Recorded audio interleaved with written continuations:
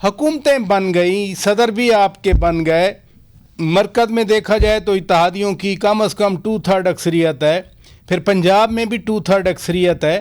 دوسری طرف دیکھا جائے تو پی ٹی آئی احتجاج کر رہی ہے, گزشتہ اتوار کو بھی انہوں نے احتجاج کیا. حکومتیں بن گئیں, حکومت سازی ہو گئی, تو اب تو آگے بڑھنا چاہیے. آپ کیسے دیکھتے ہیں اس کانٹراڈکٹری ٹرینڈ کو؟ بسم اللہ الرحمن الرحیم. دیکھیں شوکت صاحب, حکومتیں بن چکی ہیں, صوبائی کابینہ سوائے بلوچستان کے باقیوں نے بھی حلف لے لیا ہے, اور مرکزی کابینہ بھی آ چکی ہے, پریزیڈنٹ صاحب بھی آ چکے ہیں. تو تقریباً ابھی جو ہے وہ سینٹ کا اور چیئرمین سینٹ کا رہ رہا ہے, لیکن ابھی دیکھیں چیزیں ہم نے ایک الیکشن فیز سے گزر کے ہم نے آگے چلنا ہے. حکومتیں بن چکی ہیں, اب ہم نے ملک کو اس بحران سے نکالنا ہے. اب دیکھیں آپ الیکشن میں ایک فیز میں ہوتے ہیں, الیکشن کے بعد آپ کو ایک اور چیز جی اڈاپٹ کرنی بالکل. پڑتی ہے. ہم نے ماضی میں الیکشن کمپین میں بھی پی ایم ایل این کے خلاف جو ایک مہم چلائی, ہم کہتے ہیں پولیٹیکل لوگ ہیں, ہم ان کے خلاف الیکشن لڑ رہے تھے, تو ہم ڈیفینیٹلی اس کے خلاف آج ہم اتحاد میں اکٹھے بیٹھے ہوئے ہیں. تو اس طریقے سے اب اس ملک کو بحران سے نکالنے کے لیے ہم سب کو ایک پیج پہ ہونا پڑے گا, اور تمام سٹیک ہولڈرز کو بھی آن بورڈ لینا پڑے گا, اور اس میں پریزیڈنٹ زرداری صاحب جو ہیں وہ بہت اہم رول پلے کر سکتے ہیں اور کریں گے انشاءاللہ تعالیٰ.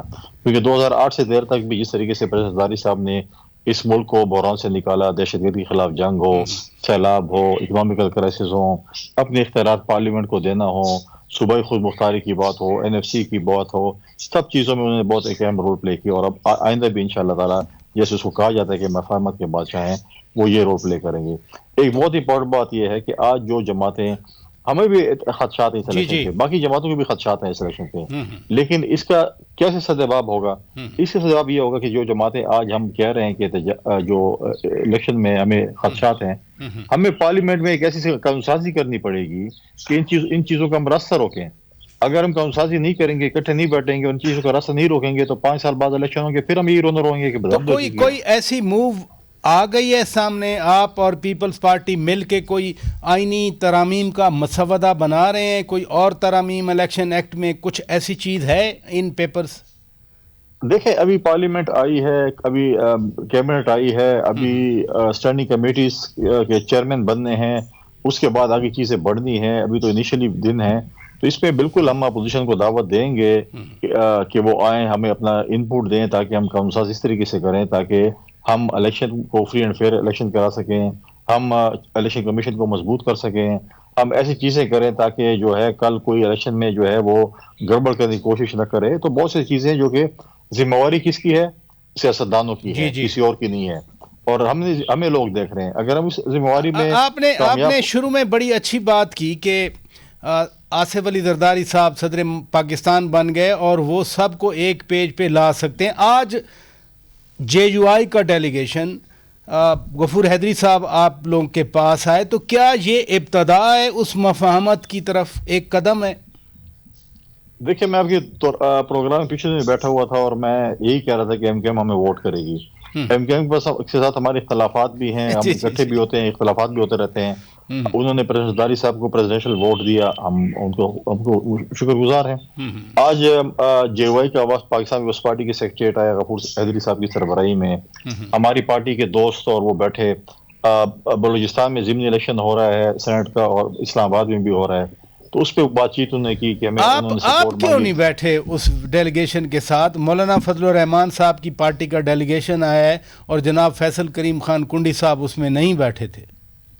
دیکھیں پارٹی نے ایک کمیٹی بنائی تھی جس میں مختلف پولیٹیکل پارٹی کے ساتھ بات چیت کر رہے, جس میں یوسف گیلانی صاحب تھے, راجہ پرویز شرف صاحب تھے, نوید قمر خورشید شاہ صاحب تھے, اور بلوچستان کے حوالے سے بھی ایک کمیٹی تھی. تو ان ڈائلاگس کے نتیجے میں وہ جو ہے وہ کمیٹی کے ممبران یوسف گیلانی صاحب تھے, ایاز جاکرانی صاحب بلوچستان کمیٹی کے ممبر ہیں, اس طرح نیر بخاری صاحب ہماری پارٹی سے وہ بیٹھے تھے. ہمارے لیے جو بھی پارٹی کا ورکر ہو, جس پارٹی کا عہدیدار ہو, جو پارٹی ہمارے پاس آئے, ہمارے دفتر ہے, ہماری جگہ ہے, ہمارے تمام قابل احترام ہے, ہم نے ہمیشہ عزت. یقیناً ہمارے لیے بھی سب قابل احترام ہے, لیکن چونکہ مولانا صاحب بھی ڈیرہ اسماعیل خان سے ہیں, آپ بھی ڈیرہ اسماعیل خان سے ہیں, اور علی امین خان گنڈا پور صاحب بھی ڈیرہ اسماعیل خان سے ہیں, میں انہی پہ آتا ہوں. کیونکہ آپ نے نون لیگ کی بات کی, آپ نے جے یو آئی کی بات کی, آپ کا پہلے بھی اتحادی حکومت میں آپ ساتھ تھے. اصل مسئلہ تو پی ٹی آئی کا ہے. انہوں نے لاہور میں احتجاج کیا, انہوں نے پشاور میں احتجاج کیا. جن نکات پہ میں آپ کی توجہ چاہ رہا تھا کہ اب آگے بڑھنا چاہیے, ویسے تو جتنے لوگ پشاور یا لاہور میں آئے کوئی بہت زیادہ ایسے نہیں تھے کہ ملک بلاک ہو جائے. ان کو ساتھ ملانا چاہیے, ان کے ساتھ ڈائلاگ کرنا چاہیے, یا ان کو اگنور کرنا چاہیے؟ پھر دیکھیے پولیٹیکل فورسز کے ساتھ ڈائلاگ ہی واحد حل ہے. اگر ہم ان لوگوں کے ساتھ ڈائلاگ کرتے ہیں جو پہاڑوں پہ بیٹھے ہیں, اور ہم بلوچستان میں ہم ہمیشہ کہتے ہیں جو پہاڑوں میں ہمارے بھائی بیٹھے ہیں, آئے ہم آپ کے ساتھ, آپ کو ہم جو آپ کے ساتھ ڈائلاگ کرتے ہیں, ہم آپ کو سیاسی اس میں جو ہے لانا چاہتے ہیں, تو پھر پولیٹیکل فورسز کو ان کے ساتھ بھی ڈائلاگ کرنے چاہیے. اور دیکھیں جب ہم دیکھیں نا, ان کی تو روزانہ شکایات پیدا ہو رہی ہیں. آج بانی پی ٹی آئی خان صاحب کے ساتھ ملاقاتوں پہ پابندی لگ گئی کہ 2 ہفتے کوئی بھی ملاقات نہیں کر سکتا ان سے, تو پھر ڈائلاگ کیسے ہوگا؟ دیکھیے پی ڈی ایم کی جب حکومت تھی پچھلی 16 مہینے ہم ان کے اتحادی بھی تھے. بلال بھٹو زرداری صاحب نے اور پروفیسر زرداری صاحب نے ہی پی ڈی ایم کی اتحادی جماعتوں کو راضی کیا کہ آپ اپوزیشن کے ساتھ مذاکرات کریں, ان کو ٹیبل پہ بٹھایا. تو اس وقت حکومت کون سی اس وقت ہماری اتحادی حکومت تھی اور پی ٹی آئی اپوزیشن میں تھی. ہم نے بٹھایا ان کو, 9 مئی ہوا تو ڈائلاگ سارے سب بتا ہو چکے تھے. آج آپ نے جو کہا کہ اس پہ ملاقات پہ پابندی ہے, دیکھیں اب تو خان صاحب کو جیل میں وہ سہولیات ہیں جو کہ وہ نہیں لینا چاہتے تھے. جب وہ امریکہ میں تھے تو کہتے میں فریج بھی لے لوں گا, ٹی وی بھی لے لوں گا, 5 اسٹار ہوٹل ہے, یہ چیزیں یہ کیوں ان کے گھروں سے کھانا کیوں آتا ہے؟ تو خان صاحب کو تو مرغے بھی ملتے ہیں, دیسی مرغے بھی مانگتے ہیں, جم بھی بنایا ہوا ہے, سب کچھ سہولیات ہیں.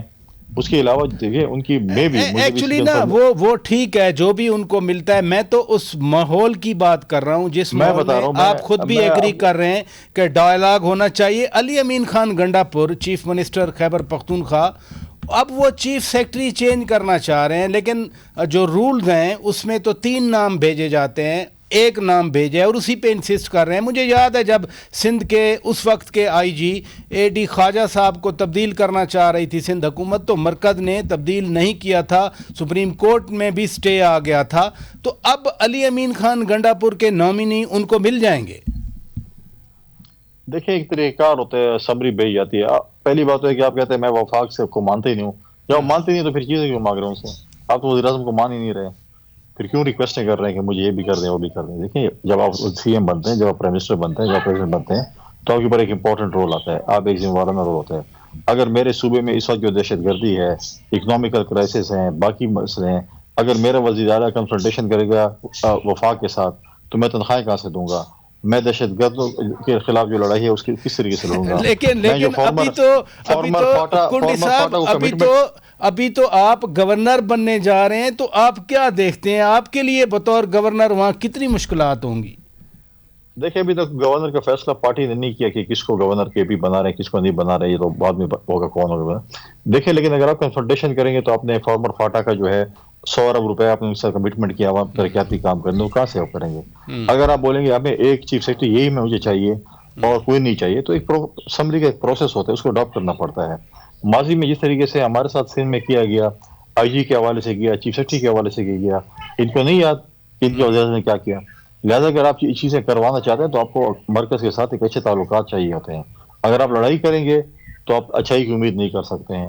پھر آپ لڑائی کرنے تو پھر آپ لڑائی کریں, پھر آپ چیزیں نہ مانگیں, پھر آپ جو ہے یہ ریکویسٹ نہ کریں, پھر آپ بولے میں لڑ رہا ہوں. ایک طرف ریکویسٹ کر رہے ہیں, پاؤں پڑ رہے ہیں, دوسری طرف کہہ رہے ہیں نہیں میں نے یہ بھی کرنا ہے.